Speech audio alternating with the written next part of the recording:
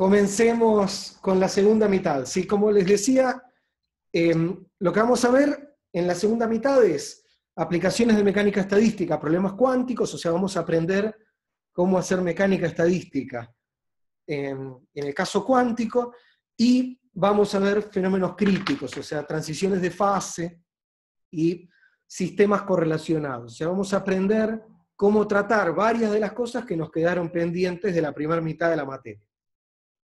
En la clase de hoy específicamente, lo que vamos a hacer es hacer un repaso, primero que nada, de ciertos conceptos de cuántica, para los que hayan solo visto cuántica al nivel de la función de onda, y vamos a hacer más que nada un repaso de la notación usual de brackets. Los que no la conozcan, no se preocupen, no es algo que vamos a usar fuertemente en la materia, pero sí es algo que si ustedes miran la literatura probablemente lo encuentren. Entonces, para que puedan leer cómodamente la literatura, quiero aprovechar para formalizar un poco la notación. Y hacia el final de la materia, de la clase de hoy, vamos a ver cómo escribimos los ensambles usando esta notación, y en el caso cuántico, o sea, el ensamble microcanónico, el canónico y el gran canónico que ya aprendimos, cómo los escribimos en el caso de problemas cuánticos. La clase que viene les voy a contar partículas idénticas. Para los que ya sepan, será un repaso de partículas idénticas, y para los que no, les voy a contar, muchas gracias Agustín, para los que no, les voy a contar lo mínimo, lo más importante que tienen que saber de partículas idénticas para poder hacer el conteo en forma correcta. ¿Sí? Entonces eso es una especie de adelanto de todo lo que vamos a hacer entre la clase de hoy y la que viene. Bueno, entonces, empecemos con este intento por formalizar. Muy bien. Entonces, por formalizar los ensambles para el caso cuántico y construir una mecánica estadística que la podamos usar en el caso en el cual tengamos comportamiento cuántico, ¿sí? O sea, que estemos trabajando con un sistema que no podamos describir clásicamente, ya sea porque las partículas están muy juntas, o porque la temperatura es muy baja, o porque la energía del sistema es pequeña, o por cualquier otra razón. Dentro de 2 o 3 clases vamos a poder marcar bastante bien cuál es el límite entre un comportamiento y el otro, pero por ahora preguntémonos cómo hacemos para extender el formalismo. ¿Sí? Entonces, a ver, les adelanto algo que es muy positivo. El formalismo que desarrollamos hasta ahora es general y vale en mecánica cuántica sin ningún cambio. O sea, los ensambles que ustedes aprendieron, si uno cuenta correctamente en el caso cuántico, teniendo en cuenta las reglas que nos impone la mecánica cuántica, los ensambles son los mismos. Sin embargo, tenemos que tener ciertas precauciones para contar bien y para hacer las cosas correctamente. Entonces, lo que vamos a hacer hoy es concentrarnos en estas precauciones, ¿sí? Entonces, empecemos por cuestiones conceptuales que son importantes. O sea, nosotros pedimos que los microestados sean equiprobables. O sea, por ejemplo, partimos del microcanónico, dijimos todos los microestados con igual energía son equiprobables. En el caso cuántico vamos a tener que agregar otra hipótesis, que es una hipótesis bastante razonable. Vamos a pedir que entre las copias del ensamble no haya correlación, ¿sí? Que no haya correlación significa, lo que estoy en realidad diciendo, es que no hay interferencia cuántica entre las copias en el sistema. ¿Sí? O sea, cuando hablo de correlación o de interferencia, estoy diciendo eso. ¿Todos de acuerdo hasta acá? ¿Se imaginan de qué estoy hablando? O sea, imagínense, por ejemplo, que tienen un sistema... Muy bien. Entonces ahí empezaron a hacer las preguntas que yo esperaba Exactamente, estoy hablando de superposición en el sentido cuántico. Juan me pregunta si estoy hablando de estados coherentes, Nicolás me pregunta si estoy hablando de entrelazamiento. O sea, pensemos que tenemos dos sistemas cuánticos, dos copias de un sistema cuántico, ¿sí? Yo lo que voy a pedir es que cada una de estas copias sea totalmente independiente de la otra, ¿sí? En el sentido clásico, o sea, esta es una realización del experimento, esta es otra. Adentro de este sistema cuántico puedo tener, por ejemplo, estados entrelazados. ¿Sí? Puedo tener entanglement. Pero no puedo tener interferencia cuántica entre la probabilidad de este sistema y la de este. ¿Estamos? Esto va a ser muy importante. Dentro de cada copia está permitido. Almudena me pregunta tipo conmutación. A ver, lo que yo me refiero es, por ejemplo, imagínate que tenés un sistema entrelazado, tenés uno de esos sistemas en los cuales tenés spin up, spin down. O sea, tenés dos partículas, una con el spin para arriba, otra para abajo. El estado es más, menos, más. Y si medís más en una, automáticamente colapsaste a la función de onda y la otra partícula tiene que estar en un menos. Eso puede pasar adentro de cada copia, pero no entre las copias. ¿Sí? O sea, cada copia es independiente. Sí, estos marcadores que estoy mostrando son dos copias en el ensamble estadístico del sistema. Constanza me pregunta qué problemas tendría si hubiera interferencia entre sistemas. El problema que tendría es que entonces la probabilidad no es clásica. Ahora les cuento un poquito más, pero nosotros lo que queremos es seguir con esta idea de yo tengo una bolsa y en esa bolsa metí 1.000.000 de copias de mi sistema y saco copias, que es lo que construí en la primera mitad de la materia. Me pregunto, ¿cuántas copias saco? Y pongo en la primera cajita con energía E1. ¿Sí, Constanza? Entonces, si yo permito que las diferentes copias, la probabilidad de medir algo en este afecte a la probabilidad de medir algo en esta otra, ya esa idea de tengo en la bolsa un montón de copias, la saco y la pongo en el nivel 1, no vale más. Entonces, vamos a hacer, igual que antes, n copias, y está muy bien que acá pregunten mucho, porque conceptualmente esto es la fundación de lo que vamos a hacer, y es importante, quiero que esto les quede bien claro. Entonces vamos a pensar que tenemos el 1.000.000 de copias, cada una de las copias es independiente, ¿sí? No hay interferencia, no hay correlación de fase en la fase global de la función de onda que describe cada una de las copias. Adentro de cada copia tengo un sistema cuántico que puede estar correlacionado, ¿sí? Pero donde no hay correlaciones entre los miembros del ensamble. Eso, dicho en otras palabras, ahora el contexto Bautista me está haciendo una pregunta, pero dicho en otras palabras, es esto de que la probabilidad debe ser clásica.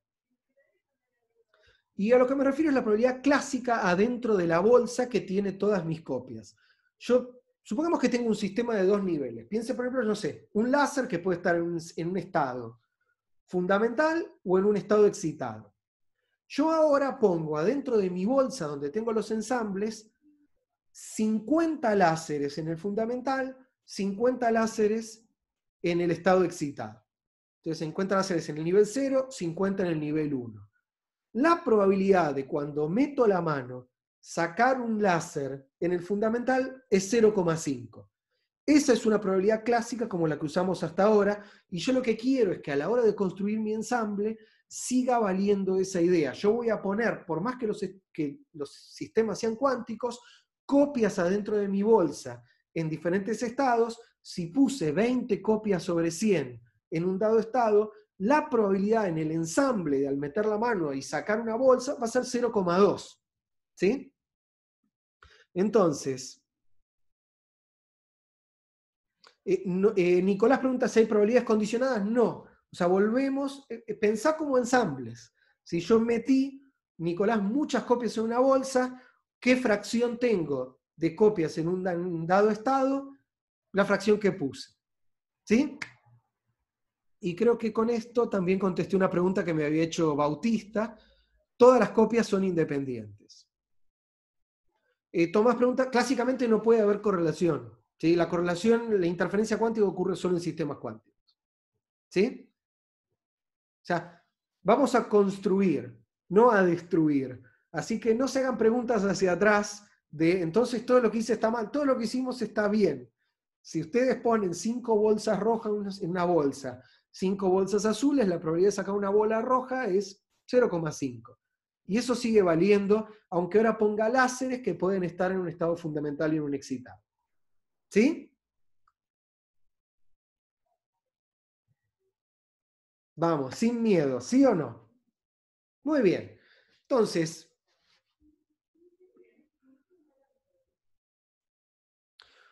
Bernardo, eso lo hablamos después de clase, ¿sí? Porque da para una larga discusión. Marcelo Pozzi se está adelantando, eso es lo que vamos a usar, pero dame un ratito, Marcelo. Eh, Constanza pregunta si no estoy condicionando mucho al sistema cuántico. A ver, Constanza, está muy bien lo que decís, pero no lo estoy condicionando en nada. O sea, yo lo que estoy diciendo es, el sistema cuántico no tiene ninguna restricción clásica. Lo que tiene una restricción es mi ensamble. Y ni siquiera es una restricción, es la forma correcta de armar un ensamble. Yo tengo el sistema cuántico que es cuántico, que puede estar en un estado de superposición de algún operador, por ejemplo, puede estar en un estado de superposición de varias autofunciones del hamiltoniano, puede, o sea, con lo cual al medir puedo medir diferentes energías sobre una copia. ¿Sí? Todo lo que vos sabés para un experimento cuántico sigue valiendo. Yo ahora lo que te digo es, ahora hace 1000 copias de ese experimento, cada una va a estar en un estado cuántico diferente. ¿Sí? Lo único que digo es, la función de onda que caracteriza a una copia no puede estar correlacionada con la otra. Y experimentalmente, Constanza, eso es lo que vos hacés cuando medís. Vas al laboratorio, medís hoy, dentro de 3 días rehaces el experimento y volvés a medir. Y la medición que hiciste dentro de 3 días tiene que ser estadísticamente independiente de la medición que hiciste hoy, por más que el sistema sea cuántico, porque si no, no estás mejorando tu estadística. ¿Sí, Constanza? Bien, excelente. Muy bien. Igual esto que parece conceptualmente tan loco, ahora se van a dar cuenta que tiene algo importante a la hora de hacer cuentas. Muy bien. Entonces, lo que necesitamos poder describir es justamente una mezcla de estados. O sea, una mezcla en el sentido estadístico. ¿Sí? Por ejemplo, como les decía, tengo 100 experimentos, tengo 50 experimentos en un estado cuántico, 25 experimentos en otro estado, 25 experimentos en otro. La probabilidad de que al meter la mano en la bolsa y saque uno de estos primeros experimentos, si uno, por ejemplo, de estos 50, es 0,5. No es una probabilidad cuántica en el sentido de que es el módulo cuadrado de un número complejo. ¿Sí? ¿Se dan cuenta? O sea, la probabilidad de encontrar en mi ensamble, en mi mezcla de copias, un experimento en este estado, no es el módulo cuadrado de alguna proyección de la función de onda. ¿Sí? Es simplemente la fracción de número de experimentos dividido el número de experimentos total. Y yo lo que tengo que distinguir es entre cada estado puro que me describe a una de las copias de esta mezcla clásica de copias. O sea, tengo que poder describir, por un lado, los estados cuánticos puros y por el otro, la mezcla de estados. Entonces, antes de seguir, vamos a formalizar un poquito qué es esta idea de estado puro. ¿Sí? Entonces, empecemos con función de onda para que todos lo puedan entender. Yo tengo una función de onda phi de x. Si tengo una función de onda, vamos a decir que esto es un estado puro. ¿Sí? El estado puro puede ser una autofunción del hamiltoniano, o puede ser, supongamos que phi de x, aun si es alguna autofunción de algún operador, puede ser, no ser una autofunción del hamiltoniano, y la puedo llegar a escribir como una suma de alfa n, phi sub n de x, donde x puede ser una base completa, va a serlo, por ejemplo, de las autofunciones del hamiltoniano. ¿Sí? Fíjense que estos alfa n son números complejos, ¿no? Y la probabilidad en el sentido cuántico de medir, por ejemplo, al medir la energía, encontrar el sistema en alguno de estos estados, va a ser el módulo de alfa al cuadrado. Con lo cual estas alfas tienen, y por eso yo digo que esta probabilidad es distinta que la clásica, tienen un número real asociado a un módulo cuadrado y tienen también una fase, ¿sí? Que es algo distinto a la probabilidad clásica, que es un número real que va entre 0 y 1. Eso obviamente da lugar a cosas como el fenómeno de interferencia del que hablábamos hace un ratito. Entonces, yo necesito hacer algo más general que simplemente decir, el sistema, tengo un sistema de 2 niveles, mi sistema de 2 niveles puede estar, pongamos, a ver, escribamos un ejemplo concreto, mi sistema de 2 niveles, por ejemplo, puede estar en alfa 1, phi 1, más alfa 2, phi 2, y tal vez está en una superposición del nivel fundamental y el primer excitado. Yo quiero más que eso, yo quiero poder decir, en la bolsa tengo 50 copias que están en el fundamental, 25 copias que están en el primer excitado y 25 copias que están 1 sobre raíz de 2, phi 1, más 1 sobre raíz de 2, phi 2. ¿Sí? En cada uno de esos tres estados. Al sacar de la bolsa, la probabilidad no es el módulo cuadrado de nada. La probabilidad de encontrar un sistema en el fundamental es un medio. La probabilidad de encontrar al sistema en la superposición del fundamental y el primer excitado es un cuarto. Y lo que quiero es una forma elegante de describir esta mezcla de diferentes copias en diferentes estados cuánticos. ¿Todos de acuerdo?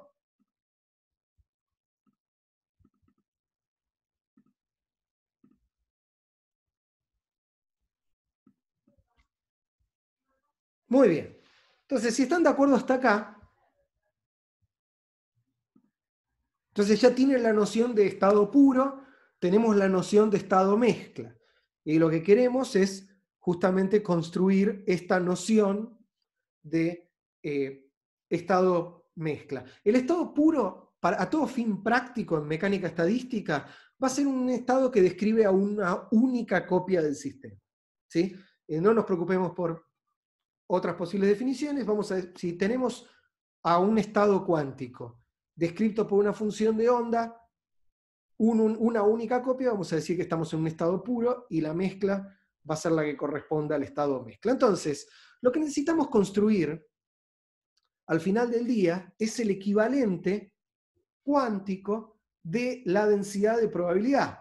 Si nosotros usábamos ρ de PQ en la primera mitad para construir los ensambles, y ahora lo que necesitamos es algo equivalente a la densidad de probabilidad que nos permita describir estos estados mezcla, y eso va a ser el operador densidad.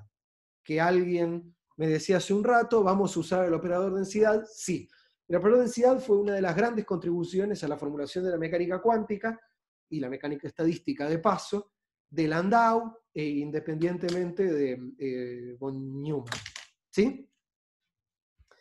Entonces, muy bien.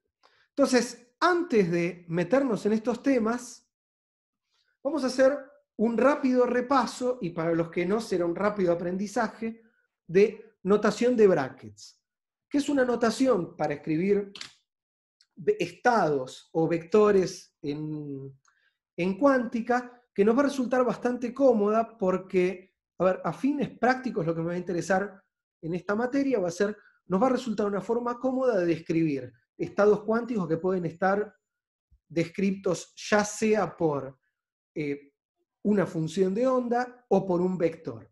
Entonces, un estado puro va a estar descrito por, en lugar de por una función de onda, como escribí recién, por un ket, como está acá. O sea, vamos a ver, el ket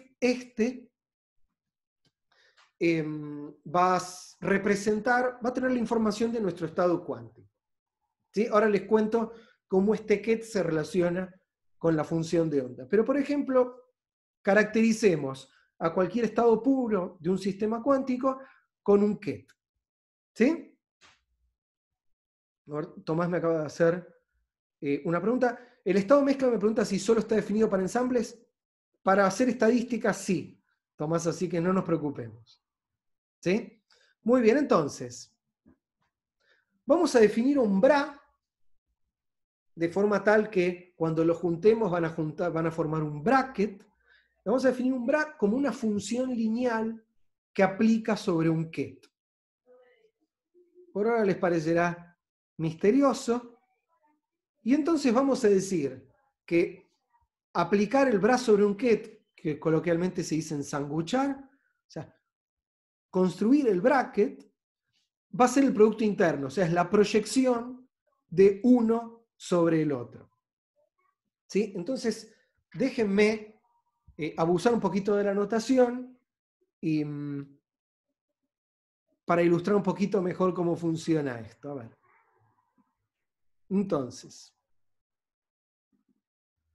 Entonces, teníamos el bra y el ket y dijimos que si formamos un bracket, teníamos el producto interno. Entonces, pensemos en el caso de funciones de onda como esta que escribí acá. Ustedes saben que en cuántica el producto interno se escribe así.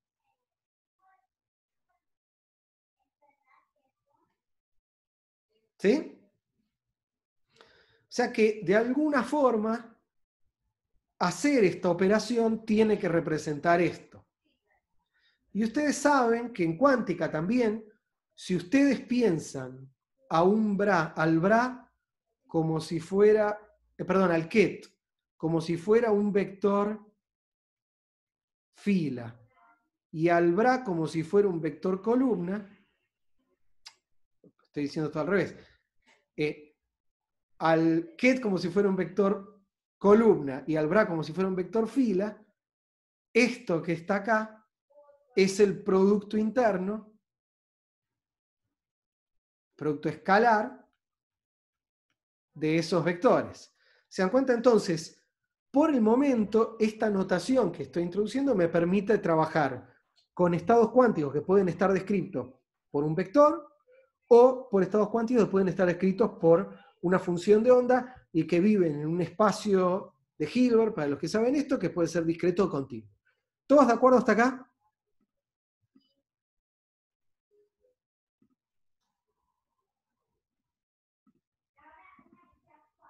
A ver. Bien, genial.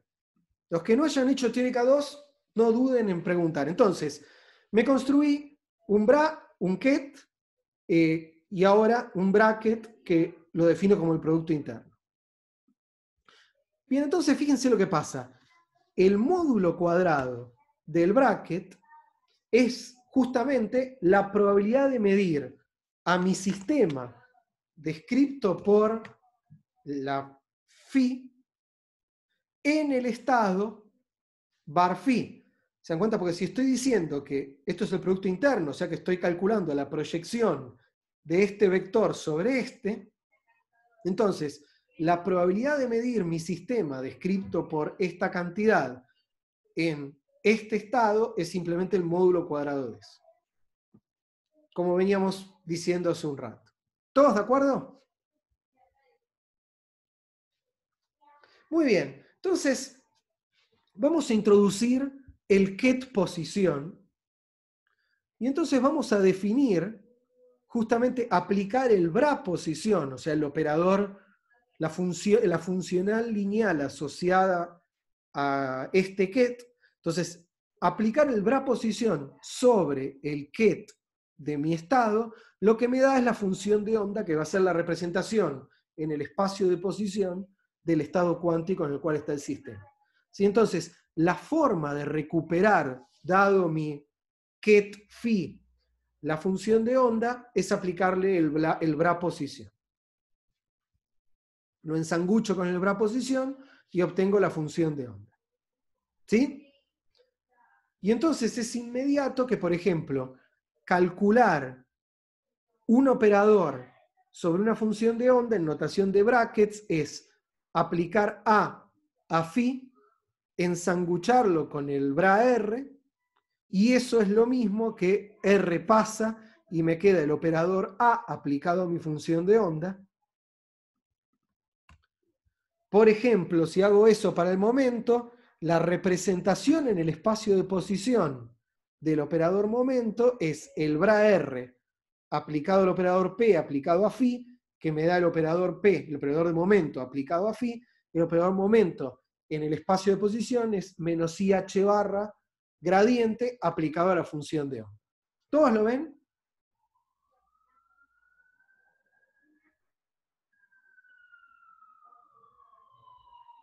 Bien. Entonces, hasta acá estamos más o menos de acuerdo. Y además, fíjense que si me compraron que el bracket es el producto interno, es bastante intuitivo, y ahora lo vamos a verificar, que el valor medio en cuántica de cualquier cantidad, el valor de expectación de cualquier cantidad es ensanguchar al operador A entre mis dos estados, o sea, aplicar el bra que me describe mi estado, el operador A, el ket, y ensanguchar al operador adentro del bracket me da el valor medio cuántico, el valor de expectación de mi cantidad A. ¿Todos de acuerdo? Vamos a verificar esto con un poquito más de cuidado. Entonces, vamos al... A ver, entonces, empecemos por algo fácil, ya que estamos. Entonces, a ver, yo quiero calcular phi a phi. ¿Sí? ¿Están de acuerdo?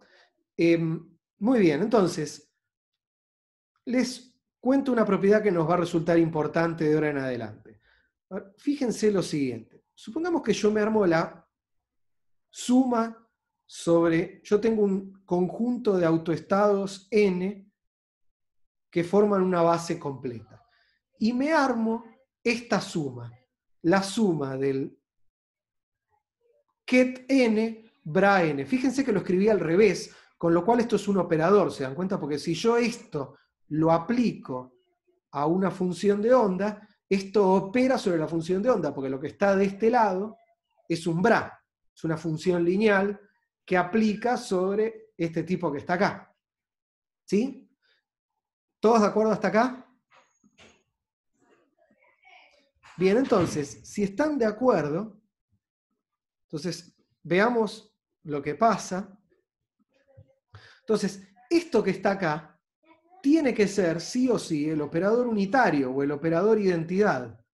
¿Por qué? Porque yo lo que estoy haciendo es agarrar cualquier función de onda o cualquier estado, lo estoy proyectando sobre mi base completa, eso me va a dar el coeficiente de la proyección, por la suma de todos los autovectores que me generan todo mi espacio. ¿Se dan cuenta? Esto lo único que hace es reescribirme el estado phi, el ket phi, en una suma sobre la base de los kets n, y me da lo mismo que me daba antes. O sea que esto que está acá es el operador unitario.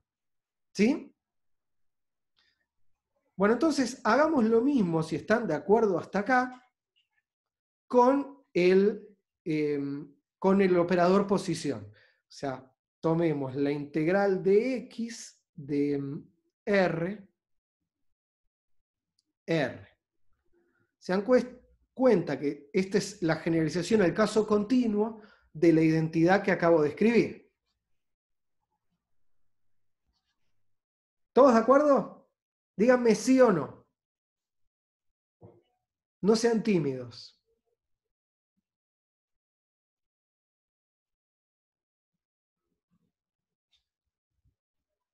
Muy bien. Bernardo me dice que no entendiste, Bernardo. Sin miedo. Juan Cruz dice que es medio raro. Sí, medio raro, pero es notación. O sea,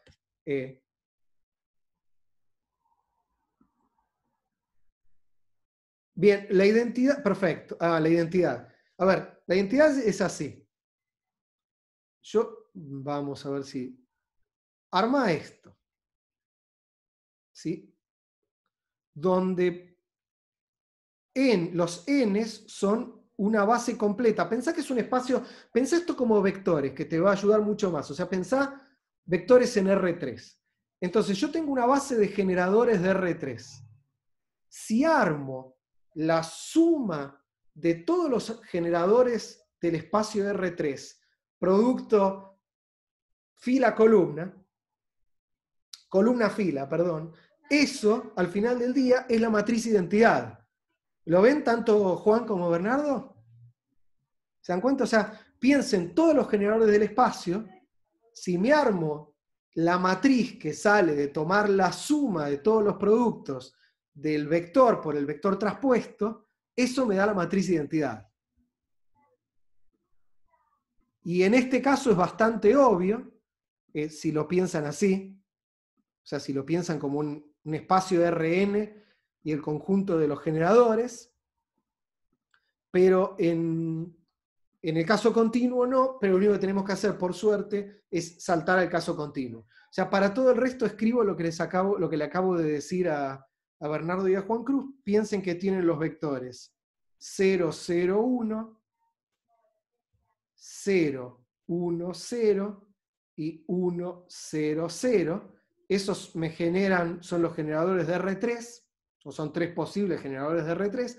Tengo esa base y yo ahora tengo, llamemos esto B1, B2, B3, y me armo la matriz, que es el producto de esto en columna por esto en fila, es más esto en columna por esto en fila, más esto en columna por esto en fila, me da 1, 1, 1, 0, 0, 0, 0, 0, 0, que es la identidad. ¿Sí? Sí, esto, Aníbal, va a valer para cualquier base, porque si te estás construyendo un operador que simplemente proyectar sobre el elemento de la base y después sumar la proyección por el generador de la base, volvés a obtener el mismo vector del cual partiste. Así que eso es la identidad. ¿Sí, Aníbal? ¿Se dan cuenta? O sea, este operador que está acá, lo que me está haciendo es proyectar sobre cada uno de estos vectores y después el coeficiente, el valor de la proyección, lo multiplica por el generador, con lo cual me vuelve a dar el mismo vector que antes. Nicolás me pregunta si los n son autoestados de A. Los n pueden ser autoestados de cualquier cosa. Lo único que me importa es que sean una base completa ortonormal. ¿Sí? Germana Clara, ortogonal y normalizado, pero estamos en cuántica, así que las funciones de onda están siempre normalizadas a 1. ¿Sí? ¿Todos de acuerdo?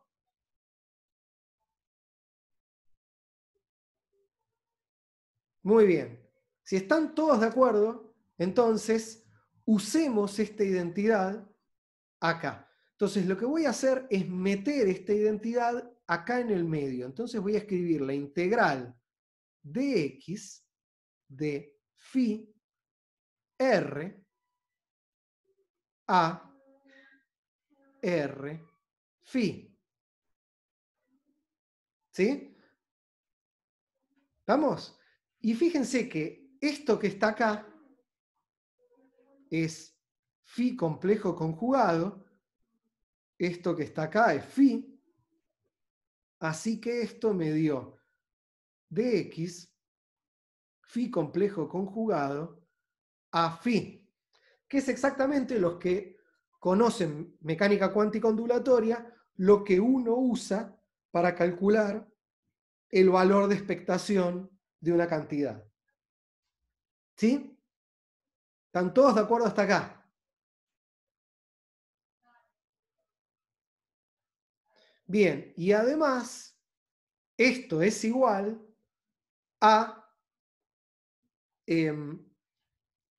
si ahora sumo que estas phi las puedo escribir Entonces, si ahora sumo que las phi las puedo escribir como una suma de alfa n phi sub n, entonces phi a phi, volviendo acá, ¿no? Esta integral, asumiendo que estas son ortonormales nuevamente, estoy trabajando en una base completa en cuántica, esto es simplemente la suma de a sub n, el valor que obtengo al aplicar a cada una de las phi sub n, por el módulo de alfa n al cuadrado. ¿Sí? ¿Todos de acuerdo? O sea, fíjense que terminamos escribiendo una notación muy compacta que nos sirve para funciones de onda, para vectores, o sea, para diferentes tipos de estados cuánticos que puedo querer llegar a describir, cosas que ustedes ya saben. Muy bien, entonces, volvamos a nuestro problema de hoy, que es ver cómo generalizo las cosas que vimos al caso cuántico.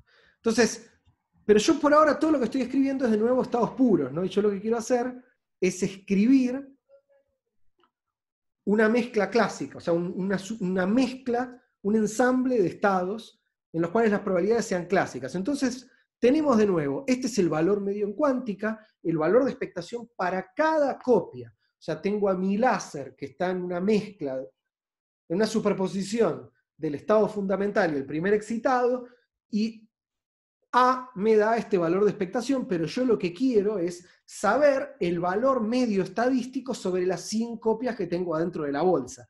Y eso lo definimos igual que antes, es simplemente el valor medio de A sobre todo el ensamble, es la suma sobre todas las copias de la probabilidad de encontrar una copia dentro de la bolsa por el valor de expectación que puedo medir para A en la copia IS. ¿Estamos? ¿Se dan cuenta entonces? Y reemplazando esta definición del valor de expectación, es esto que está acá. Entonces, esta probabilidad es clásica. Es diferente que el módulo cuadrado de los alfa i que sigo teniendo para cada una de estas phi sub i. ¿Todos lo ven? O sea, esta p sub i es la probabilidad de encontrar un sistema del ensamble en el estado phi sub i. Meto la mano en la bolsa, saco, y al sacar este estado, es una copia que está en el estado phi sub 3, tengo una probabilidad de haber sacado de la bolsa, 50% de haber sacado una copia en ese estado, hago lo mismo, mido muchas veces sobre el ensamble, el valor medio sobre el ensamble es la suma de las probabilidades por el valor de expectación de cada copia.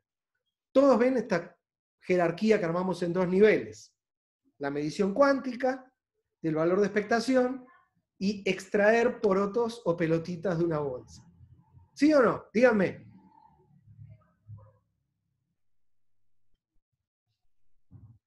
Bien, entonces, la pregunta ahora es, a ver, ahí tengo una pregunta.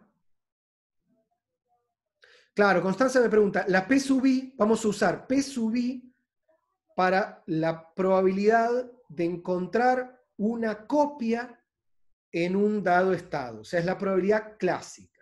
¿Sí? Y psi sub i es el estado cuántico en el cual está la copia iésima. O sea, la información cuántica está acá. Esto me dice en qué estado cuántico está mi sistema. La copia iésima. Por ejemplo, la copia 1548 está en un dado estado. Esto, P sub i, es el número de copias que tengo en la bolsa en ese estado dividido el número total de copias. O sea, esta probabilidad es clásica, la probabilidad cuántica está acá adentro. ¿Todos de acuerdo?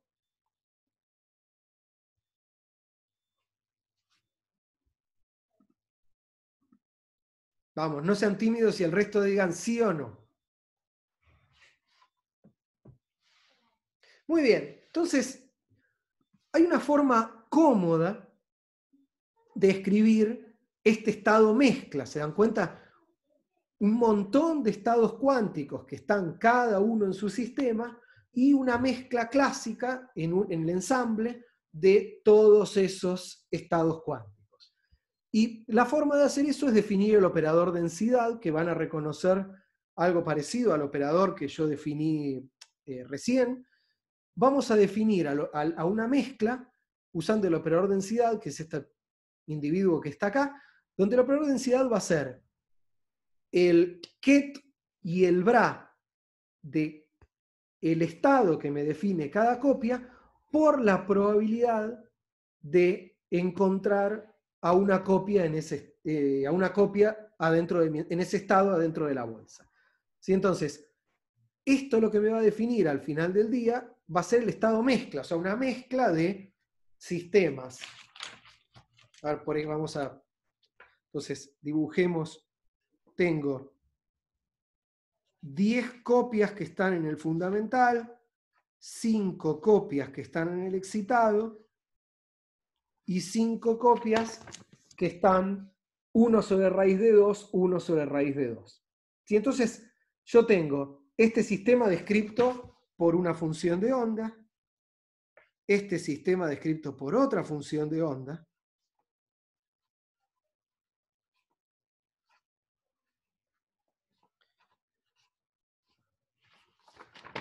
este sistema escrito por otra función de onda, ¿sí? Y estos son 3 sistemas en los cuales acá tengo los coeficientes que ustedes están acostumbrados a ver de cuántica. Y yo ahora quiero armar mi mezcla que va a tener 10 copias de este, 5 copias de este, 5 copias de este. ¿Sí? O sea que cuando yo saque de la bolsa las copias, voy a tener 50% de probabilidades de sacar este, 25 y 25. Y eso lo armo diciendo, ρ es, llamemos, bien, entonces, ρ va a ser la suma de la probabilidad sub i, phi sub i, phi sub i, y eso va a ser igual a 1 medio phi 1, phi 1, más 1 cuarto phi 2, phi 2, más 1 cuarto. ¿Se dan cuenta entonces? Mi matriz densidad va a ser, la mezcla va a ser 1 medio del primer estado, phi 1 es el estado del primer sistema, o de la primera copia, más 1 cuarto de la segunda, más 1 cuarto de la tercera. ¿Todos lo ven? Muy bien. Entonces, obviamente, la suma de las probabilidades va a tener que dar 1. Y esto es importante, justamente por eso hice este ejemplo. Fíjense que los phi sub is pueden no ser ortogonales ahora, porque lo que estoy haciendo es mezclar estados entre diferentes copias, y este estado no es este sistema no está en un estado ortogonal con este. Muy bien. Entonces, sin embargo, si tenemos cualquier base, no estados que sean ortogonales entre sí, sino cualquier base ortonormal para describir el sistema, podemos escribir su representación matricial, y eso es fácil, simplemente ensangucho con los elementos de mi base. Entonces, tengo mi operador densidad ρ, y lo ensangucho entre cualquier par de mi base m y n, y fíjense que cuando meten a derecha y izquierda un m y un n, me queda esto que está acá, me queda la probabilidad p sub i por la proyección de mi estado en el estado m y la proyección de mi estado en el estado n, y esto que está acá es un numerito, y ese es el numerito ρmn. Entonces yo puedo representar a esta matriz densidad, a este operador densidad como una matriz donde tengo el ρ11, ρ12 y así. ¿Sí? Entonces puedo representar a mi operador como una matriz simplemente proyectando sobre toda la base. Eso se llama la matriz densidad, y a continuación puedo escribir al operador densidad como la suma sobre todos los estados ortonormales, mn, de ρmn por m por n. ¿Todos de acuerdo? O sea, si lo piensan como matrices y vectores, esto les tiene que cerrar porque es álgebra. Díganme si están de acuerdo hasta acá.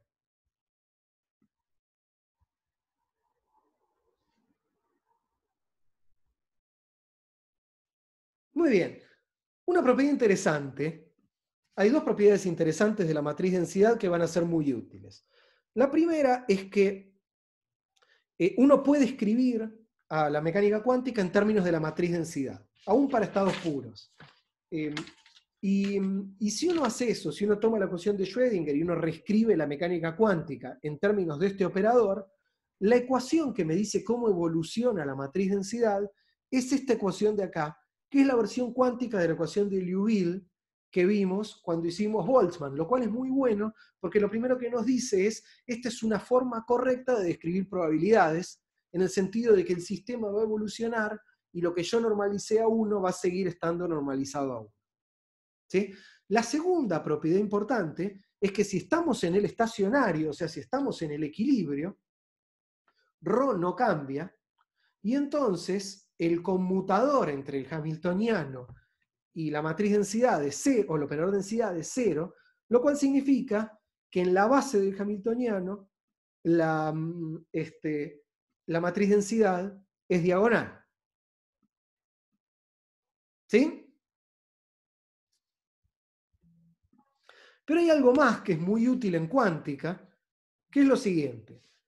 Para fases al azar, aun si no estoy trabajando en una base de autofunciones del hamiltoniano, ρmn es diagonal si tengo un estado mezcla con un ensamble de muchísimas copias. Y eso tiene que ver con lo siguiente. Tomen cualquier elemento de la bolsa. ¿Sí? O sea, tomen la copia phi sub 10. Tomemos la copia phi sub i. Y calculemos justamente el coeficiente ρmn. ¿Cuánto contribuye esa copia a la matriz densidad? Lo que tengo que hacer es calcular esto que está acá. O sea, tengo que ensanguchar a phi entre m y n. ¿Vamos? Entonces, ensanguchamos entre m y n, y fíjense que esto nos va a dar dos numeritos complejos. Llamemos a este primero a sub m, complejo con a sub m, y a este a sub n. Uno es complejo conjugado y el otro no, de acuerdo al orden, pero entonces este va a ser a sub m, este va a ser a sub n, iésimo porque es la proyección del estado iésimo en el vector mésimo y nésimo. ¿Todos de acuerdo? Este es el producto de dos números complejos, así que lo puedo escribir como un módulo cuadrado por un e a la i fase, donde la fase es la diferencia de las fases de cada uno de estos dos números complejos. ¿Todos me siguen hasta acá?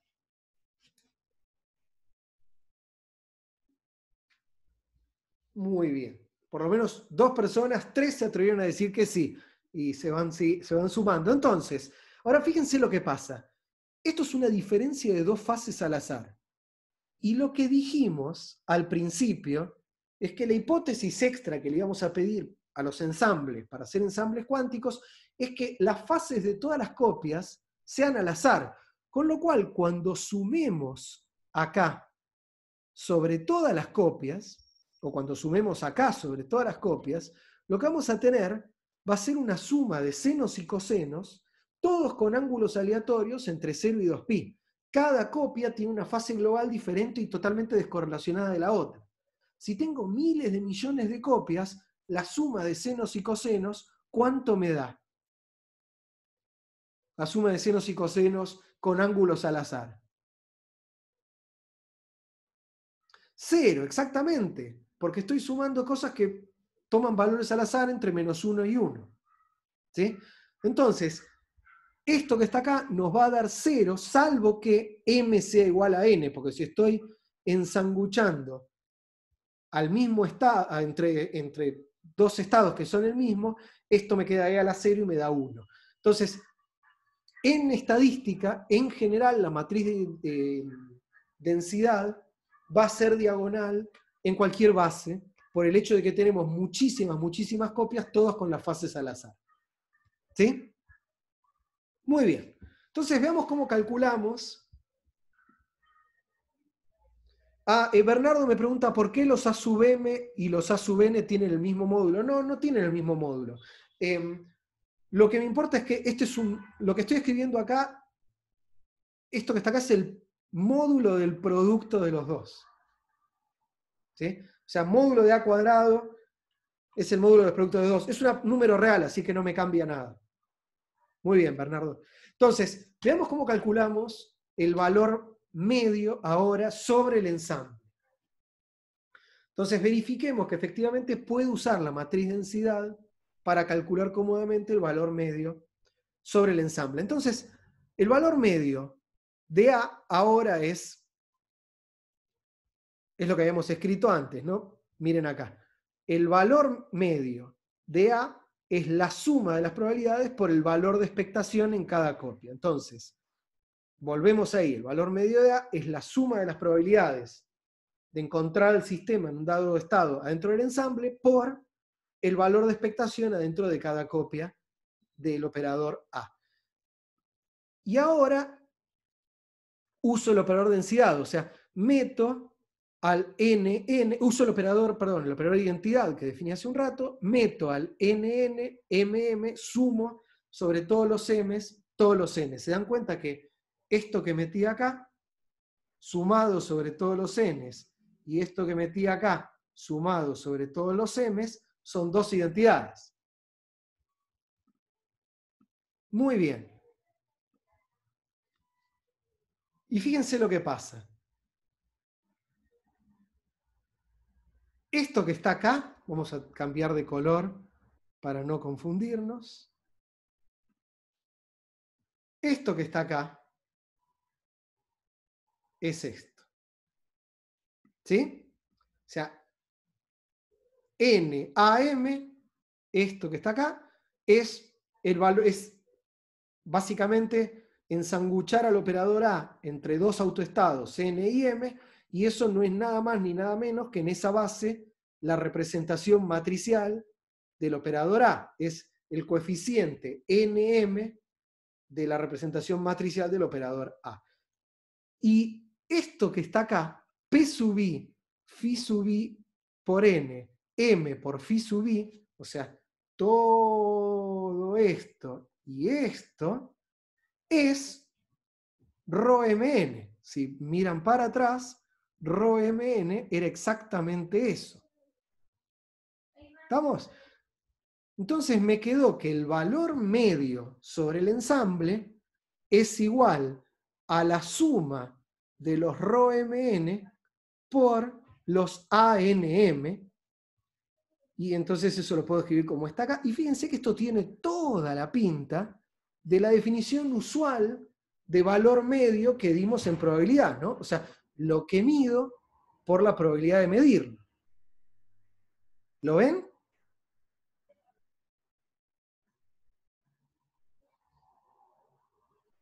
Muy bien.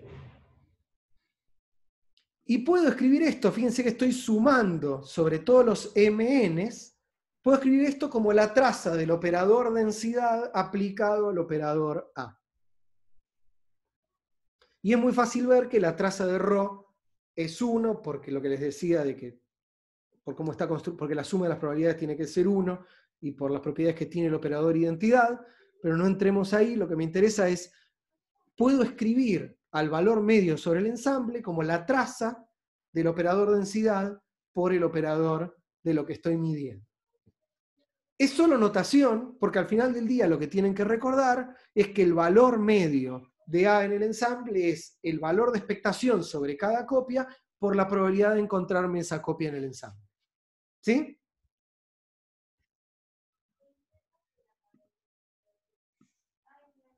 Muy bien. Entonces, últimas dos cosas antes de volver a nuestra materia. Primero que nada, ya vimos que nosotros podíamos normalizar la densidad de probabilidad o a 1, como hicimos cuando hicimos ensambles, o al número total de partículas, como cuando hicimos teoría cinética. Acá se puede hacer lo mismo, o sea, la densidad de probabilidad se puede normalizar a n, el número total de partículas, y entonces pedir que la traza de la densidad, en lugar de valer 1, valga n. ¿Sí? Y en ese caso, el valor medio de una cantidad se vuelve la traza de ρ por A dividido la traza de ρ, porque ahora mi probabilidad está normalizada a n en lugar de a 1. ¿Sí? También podemos, por ejemplo, normalizar a ρ al número de microestados compatibles con los vínculos, gamma o sigma. Lo único que me va a hacer es, en ese caso, si uno no normaliza ρ a 1, tiene que acordarse que cuando uno calcula valores medios, tiene que normalizar correctamente. Esto es igual que lo que vimos en la primera mitad de la materia, solo se los recuerdo cómo se ve con esta nueva notación. ¿Todos de acuerdo hasta acá? Bien, y entonces, obviamente, último comentario, el valor medio, igual que antes, de cualquier función de lo que estoy midiendo, va a ser la traza de ρ, el operador, por la función aplicada al operador A. Esto es igual que antes cuando decíamos, el valor medio de x es x por ρ integrado, el valor medio de una función de x es f de x por ρ integrado. ¿Estamos? Fíjense que yo no quiero que se asusten, no es más que notación elegante, al final del día las cuentas son iguales y lo único que les tiene que resonar conceptualmente en la clase de hoy es que hay que recordar que podemos tener interferencia cuántica dentro de cada copia, pero no entre distintas copias. O sea, tengo una mezcla clásica de sistemas cuánticos. Cada sistema es cuántico adentro, la mezcla de todos esos sistemas es una mezcla clásica. ¿Estamos? Si están de acuerdo hasta acá, ahora, listo, ya tenemos la noción correcta para este tipo de problemas de probabilidad y de valor medio. Entonces, armemos los ensambles. Y como yo les decía al principio de la clase, los ensambles son los mismos, no tenemos que hacer nada. Una vez que tuvimos cuidado con distinguir la probabilidad cuántica de la probabilidad clásica, ya no tenemos que hacer más nada y los ensambles, tal como los construimos en las primeras clases, siguen valiendo. Igual, por una cuestión de completitud, los vamos a repasar y los vamos a escribir en esta notación, aunque por el resto de la materia vamos a usar la misma notación que usábamos antes, pero me gusta que queden en una notación elegante y compacta para el caso cuántico. Bueno, entonces, empecemos con el ensamble microcanónico, ¿sí?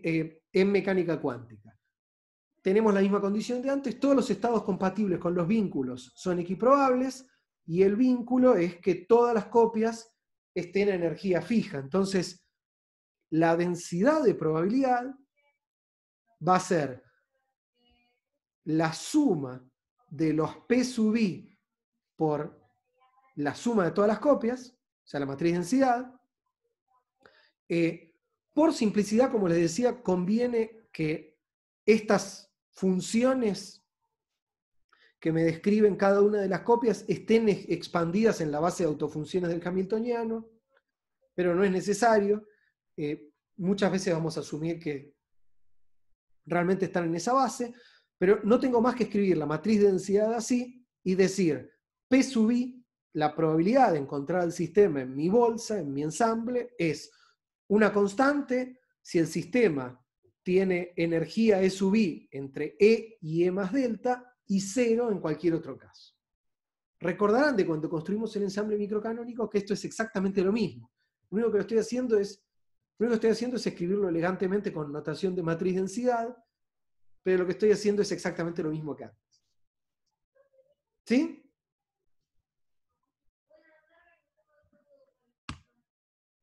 Bien, entonces, la multiplicidad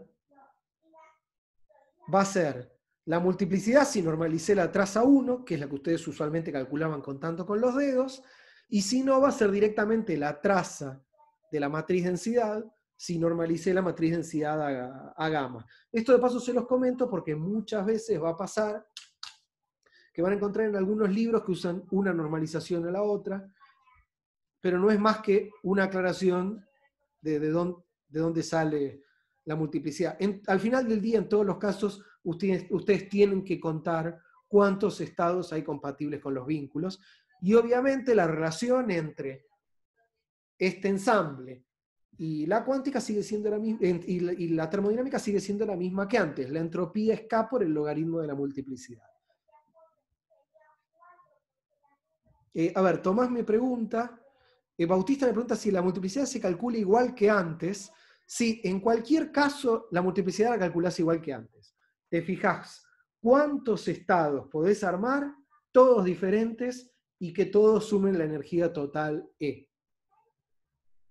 Y Tomás Ayala me pregunta, que un sistema tenga energía E sub I quiere decir que su función de onda es igual a solo la autofunción del hamiltoniano.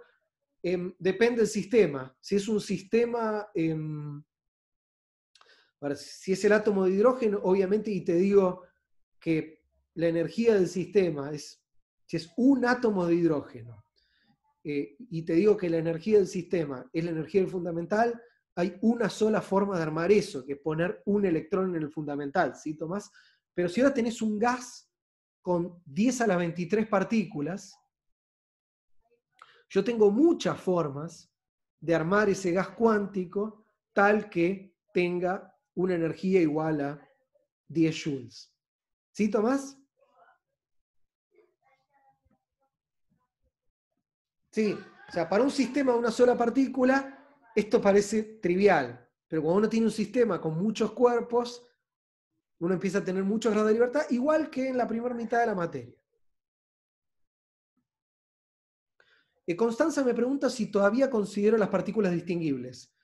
Ahora pueden ser indistinguibles. La clase que viene terminamos de formalizar cómo entra eso en todo esto, pero todo lo que estoy escribiendo ahora vale si las partículas son indistinguibles en el sentido correcto y estricto de mecánica cuántica.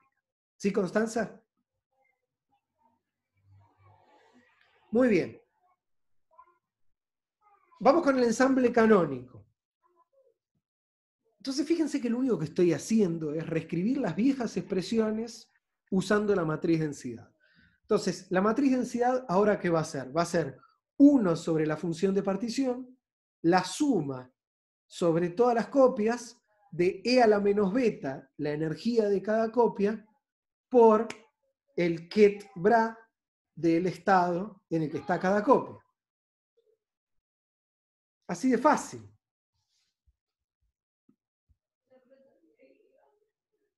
Nicolás me pregunta, si la mezcla no es de autoestados de H, la energía no está definida, ¿no? No, a ver, Nicolás, pará. Yo puedo calcular un valor de expectación. O sea, por eso me tomé este trabajo acá. O sea, suponete que A es el hamiltoniano. El valor medio de la energía en una copia es esto que está acá. ¿Sí? Entonces, aun si el sistema no está en un único autoestado del hamiltoniano, yo mido varias veces sobre esa copia y voy a tener un valor de expectación para la energía. Si esa energía es compatible con mis vínculos, la voy a poner en el ensamble. Y después, de acuerdo a la cantidad de copias que puse en el ensamble, voy a tener una probabilidad que va a ser cuántas copias hay en el ensamble dividido la cantidad de copias totales. Nicolás, acá la energía es la cuántica, es el valor de expectación de la energía del sistema. El valor medio, o sea, ojo a que hay dos valores medios. Está este valor medio, que es el cuántico. ¿Sí? Este valor medio es el cuántico. Es el que aprendiste a calcular en cuántica, ensanguchás, calculás el valor medio. Y después tengo el valor medio, no cuántico sobre una realización, tengo el valor medio sobre todos los sistemas en mi bolsa, que es el valor medio estadístico que está acá. ¿Estamos de acuerdo, Nicolás? Bien, excelente. Muy bien, entonces.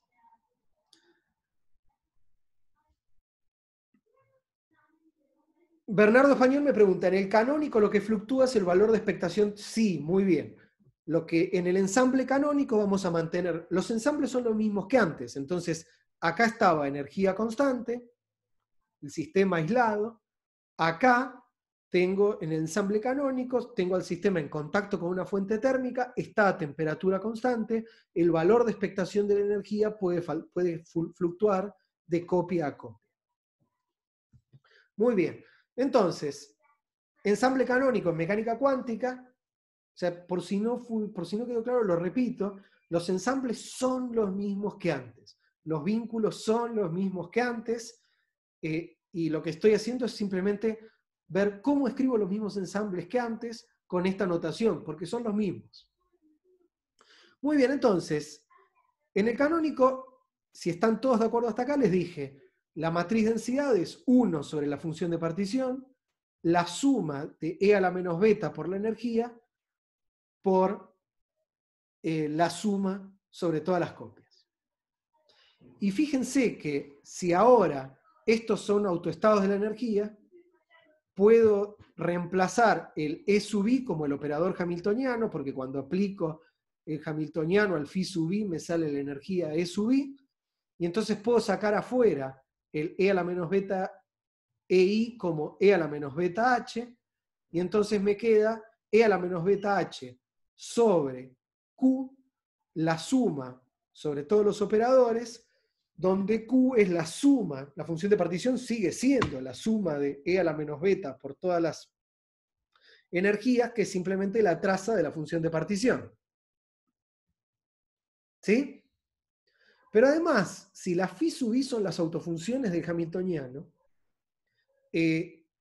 esto que está acá es el operador de identidad, porque es una base completa, y entonces puedo directamente en la base de autofunciones del hamiltoniano escribir a la matriz densidad como E a la menos beta h sobre Q, o E a la menos beta h sobre la traza de E a la menos beta h. Notación muy elegante que no vamos a usar nunca, porque al final del día uno tiene que sumar y contar. ¿Sí? ¿Todos de acuerdo? Pero fíjense que igual queda muy lindo. Muy bien. Vamos al ensamble gran canónico. Entonces, ahora yo tengo dos observables que puedo medir. La energía media y el número medio de partículas. Entonces, la matriz densidad ahora no solo tiene que conmutar con el hamiltoniano, que eso igual me lo asegura Liouville, sino que tiene que conmutar con el número de partículas. Para que yo en cada estado pueda saber cuánto vale el número de partículas. Entonces simplemente tomo, usando esta notación de acá, tomo la matriz de densidad para el gran canónico como E a la menos beta, el operador hamiltoniano, menos mu por el operador que me da el número de partículas, dividido la función de partición, donde la función de partición es la suma, igual que antes. Esto es lo mismo que teníamos en la primera mitad de la materia, la suma de E a la menos beta, todos los niveles de energía, menos mu, todos los números posibles de partículas, y con la nueva notación lo puedo escribir como la traza de E a la menos beta hamiltoniano menos mu operador número de partículas. Los que digan, uy, ¿qué es esto de la traza? ¿Qué es el operador número de partículas? No se preocupen, porque cada vez que ustedes vean algo así, que lo vamos a ver poco, pero igual, si ven algo así, lo que tienen que hacer es convertirlo en esto. Que es algo que ya manejan de toda la guía de ejercicios que hicimos hasta ahora. ¿Todos de acuerdo hasta acá? Bien.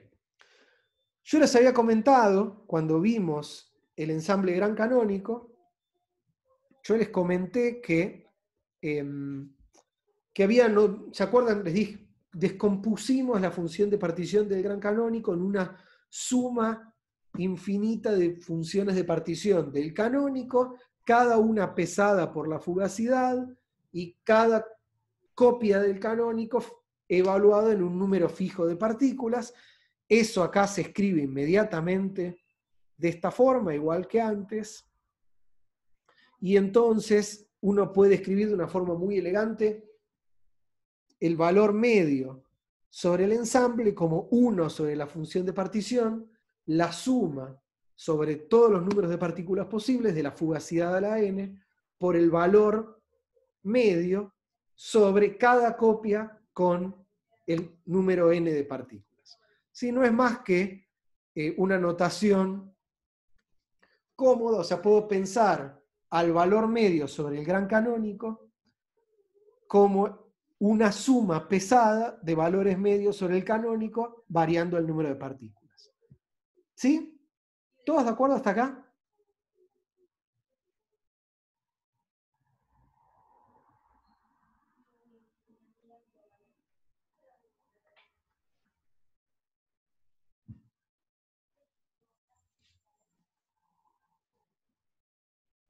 Bien, entonces, vamos a recapitular, porque con esto terminamos la clase de hoy y ya ven venir cuál va a ser el tema de la clase que viene. Lo único que hicimos hoy fueron al final del día dos cosas, más allá de, para algunos de ustedes, repasar una notación cómoda como la notación de brackets, y para otros tener un primer contacto con la notación de brackets, pero los dos conceptos importantes hoy son, o tres, me atrevo a decir, son los siguientes. Primero, cómo construir correctamente un ensamble, en el caso cuántico. Y esta idea de que adentro de cada sistema cuántico podemos tener probabilidades cuánticas, pero que al armar las copias tengo que seguir agarrando una bolsa, poniendo mis diferentes copias, y todas las copias tienen que estar descorrelacionadas entre sí. Y entonces tengo esta distinción entre la probabilidad cuántica y la probabilidad clásica en el ensamble. ¿Sí? El segundo concepto fue esta idea de que entonces para calcular valores medios tengo que calcular sobre cada copia su valor de expectación cuántico y después hacer la suma de la probabilidad por el valor que medí sobre las copias en el ensamble, con las probabilidades clásicas.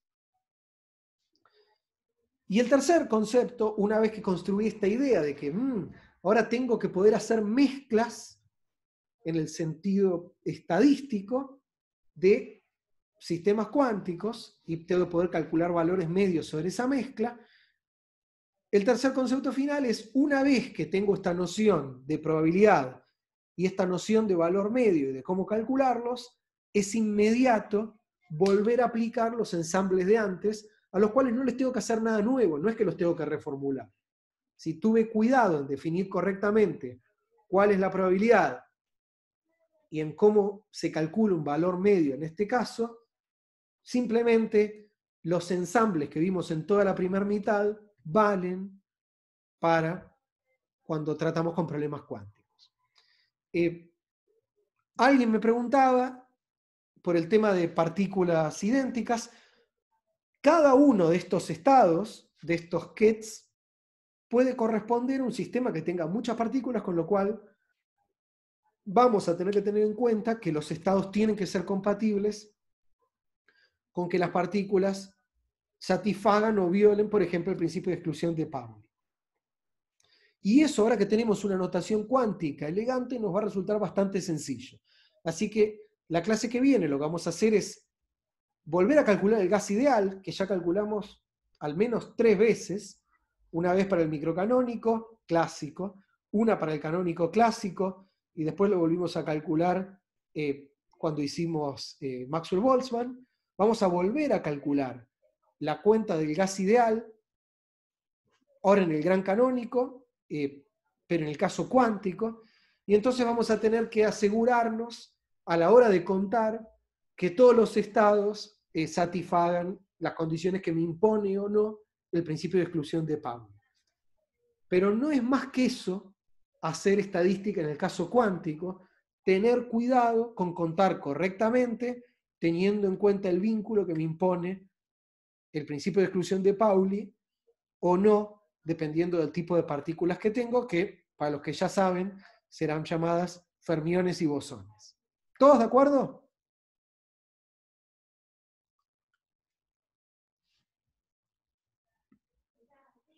Bautista pregunta si el principio de exclusión de Pauli lo vamos a repasar, y para los que no lo vieron antes, lo vamos a ver la clase próxima. Va a ser lo primero que vamos a hacer. Igual todos lo tienen que haber visto. Tomás me pregunta, bien, Tomás me pregunta, Tomás tiene la siguiente pregunta. Cuando yo, a ver, déjenme mover un poquito las cosas. Tomás me pregunta, cuando yo hice este paso y pasé de este e a la menos beta ei, lo saqué afuera y lo reemplacé con E a la menos beta H. Entonces, para los que no conozcan esta propiedad, vamos al pizarrón.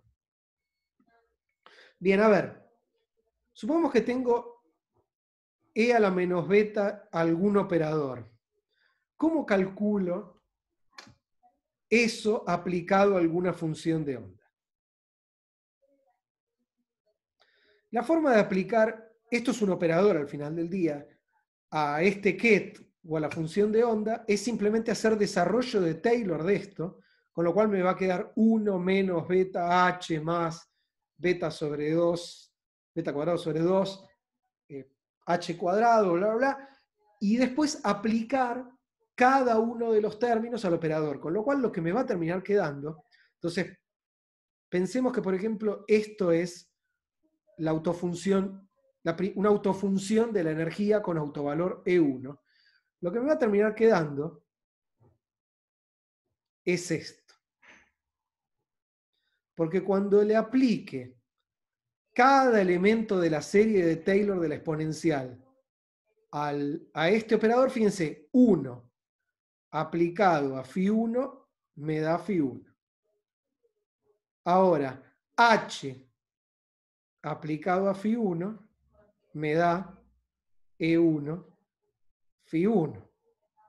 Y h cuadrado me va a dar E1 al cuadrado y demás. Con lo cual, toda la expansión de Taylor de esto, con el operador, me va a terminar quedando la misma expansión con E1, que es un numerito, y lo puedo volver a convertir, yendo para atrás en la expansión de Taylor, en la exponencial. ¿Estamos entonces? E a la un operador es simplemente, si esto es una autofunción de h, E a la menos beta, el valor de la energía. Entonces, si están de acuerdo con eso, volviendo a los apuntes, si la matriz densidad yo la desarrollé en autofunciones del hamiltoniano, simplemente aplicar esto que está acá adentro, lo meto adentro y aplicarlo a cada uno de los términos de la serie me va a volver a dar esto que está acá. Así que efectivamente estos dos términos son iguales. Espero que eso haya contestado la pregunta. ¿Sí, Tomás? Bien, me acaba de decir que está de acuerdo. Buenísimo, entonces, si no tienen ninguna duda más, a ver, Aníbal está confundido con los valores medios. Vamos, Aníbal, pregunta.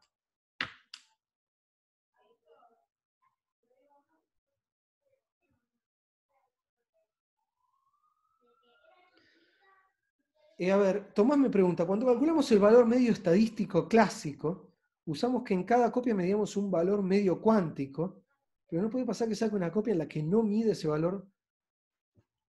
Bien, a ver, me parece que hay dos preguntas que están relacionadas, la de Aníbal y la de Tomás.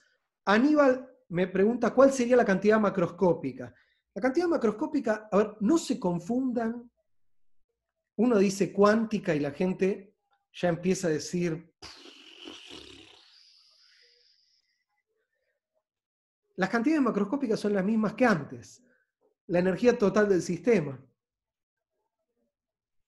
El momento que entrego sobre una pared. ¿Sí? O sea, las cantidades que vamos a medir son las macroscópicas.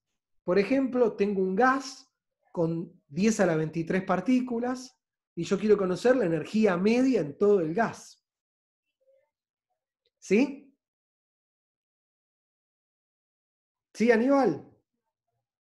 La clase que viene vamos a hacer un ejemplo concreto que espero que esto lo ponga en pies más firmes, pero no piensen que voy a ir a medir la energía emitida por un fotón. O por la energía en un fotón emitida en una transición en un átomo. Yo sigo mirando sistemas macroscópicos porque estamos haciendo mecánica estadística. Entonces, lo que yo voy a medir es la energía total en el gas. Exactamente. Ahí Alejandro dice, lo que siempre se mide es macroscópico, por lo menos desde lo que nos interesa en esta materia. Bien. Espero, Aníbal, que eso haya contestado tu pregunta. que, Aníbal, suponete que tenés un gas con 1000 partículas, ¿sí? Y las partículas están tan juntas, hay tanto overlap en la función de onda, que ese gas es cuántico, porque si la función de onda tiene muy poco overlap, y esto lo vamos a formalizar, pero si las partículas están muy separadas, y la función de onda entre partículas no se superpone, va a ser un gas clásico. Pero suponete que tenés un gas o muy comprimido o a muy baja temperatura, de forma tal que básicamente todo el gas está descrito por una única función de onda, que es el resultado del overlap de todas las funciones de onda de todas las partículas. Ahí yo no me voy a preguntar cuál es la energía de la partícula enésima. Yo me voy a preguntar cuál es la energía de las 1000 partículas en el gas en total. Voy a tener la función de onda que me describe las 1000 partículas, le aplico el operador hamiltoniano, lo ensangucho, y eso me da el valor de expectación de la energía. ¿Sí? Yo entiendo que te parezca raro, porque todo lo que viste en cuántica hasta ahora era de pocas partículas, así que vamos a ir de a poco viendo cómo construimos sistemas extensos en el caso cuántico, pero obviamente vamos a poder considerar, por ejemplo, un gas formado por 10 a la 23 partículas, en el cual el overlap entre las funciones de onda sea tan grande que tenga sentido pensar que hay una única función de onda para las 10 a la 23 partículas, y que si le aplico el hamiltoniano a ese sistema voy a tener la energía total. Efectivamente, la diferencia es el tamaño. O sea, sí, estamos trabajando en general con sistemas extensos. ¿Sí, Aníbal? Aunque podemos pensar también en sistemas no extensos, pero seguro ahí no vale el límite termodinámico, como vimos en la primera mitad de la materia. O sea, no hagan borrón y cuenta nueva porque va a aparecer H bar. Si hay algo que pueden hacer mal es pensar que porque aparece H barra, todo lo que aprendieron lo tienen que prender fuego, porque ahí se van a confundir mucho. Nada de lo que les dije en la primera mitad de la materia deja de aplicar a la segunda. ¿Sí, Aníbal? Y fantástico. No te veo ultra convencido, pero de a poco vamos a ir caminando. Y Tomás pregunta...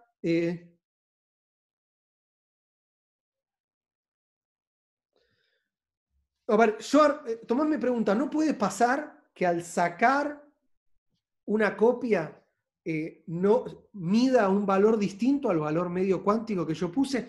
No, yo construyo el ensamble para que cumpla los vínculos. O sea, eso sigue valiendo. Cuando puse mis copias en la bolsa, tengo que haber puesto todas las copias para que tengan sus valores de expectación, cumplan con los vínculos. Si estoy en el microcanónico, fíjate que estoy diciendo, la probabilidad es 0 si la energía del sistema no cumple el vínculo. Así que yo, igual que en la primera mitad de la materia, estoy construyendo mis ensambles con todas copias que cumplen los vínculos macroscópicos.